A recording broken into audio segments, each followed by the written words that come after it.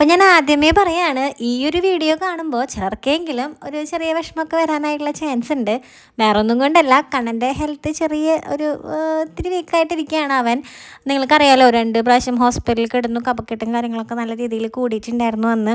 അപ്പോൾ അതിൻ്റെയൊക്കെ ഭാഗമായിട്ട് ആളൊന്ന് ഇമ്പ്രൂവ് ആയിട്ട് വരുന്നേ ഉള്ളൂ. ക്ഷീണമുണ്ട്, നല്ലപോലെ ക്ഷീണമുണ്ട്. പിന്നെ അതിനോടൊപ്പം തന്നെ ആൾ മെൻ്റലിയും കുറച്ച് ഡൗൺ ആയിട്ടുണ്ടായിരുന്നു. എനിക്ക് തോന്നുന്നത് നമ്മളുടെ ഫിസിക്കലി ഉള്ള പ്രശ്നങ്ങളെക്കാളും നമ്മളെ മെൻ്റലി എന്തെങ്കിലും ഒരു പ്രശ്നം ബാധിച്ചു കഴിഞ്ഞാൽ നമ്മൾ ഡബിളായിട്ട് ഡൗൺ ആവുന്നത് പോലെ എനിക്ക് ഫീൽ ചെയ്യാറുണ്ട് കേട്ടോ.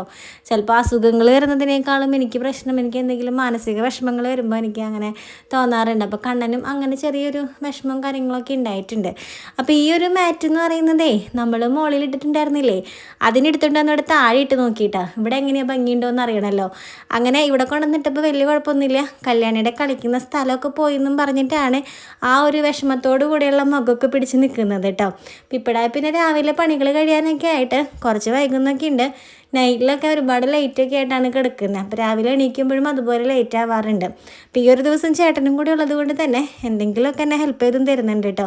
അപ്പോൾ കണ്ണൻ ഭയങ്കര ആലോചനയിലാണ്. ആളിവിടെ കിടക്കുമ്പോഴും നമ്മളൊക്കെ ഇപ്പുറത്തെ സൈഡിലാണെങ്കിലും അവൻ്റെ തല എപ്പോഴും അവൻ അങ്ങോട്ടേക്കാണ് തിരിച്ച് വയ്ക്കാറുള്ളത്. അപ്പോൾ അങ്ങോട്ട് നോക്കി കിടക്കുമ്പോൾ ഞാൻ പറയായിരുന്നു, എടാ എല്ലാവരും ഇവിടെയാണ്, നീ ആരെ നോക്കാടാ അവിടെ എന്നൊക്കെ ചോദിക്കുമ്പോഴാണ് കേട്ടോ ആ കുഞ്ഞു കുഞ്ഞു ചിരിയൊക്കെ വരുന്നത്. ആളെന്തൊക്കെയോ ഭയങ്കരമായുള്ള ആലോചനയിലാണ്. അപ്പം കുളിപ്പിക്കേണ്ട സമയമായി. കുളിപ്പിക്കാനായിട്ട് എണ്ണ തേപ്പിക്കാനായിട്ട് കിടത്തിയിരിക്കുകയാണ്. അതാണ് ഞാൻ പറഞ്ഞത്, എണ്ണ തേപ്പിക്കാനൊക്കെ കിടത്തുമ്പോൾ നല്ല രീതിയിൽ അവന് ക്ഷീണവും കാര്യങ്ങളൊക്കെ ഉണ്ട്.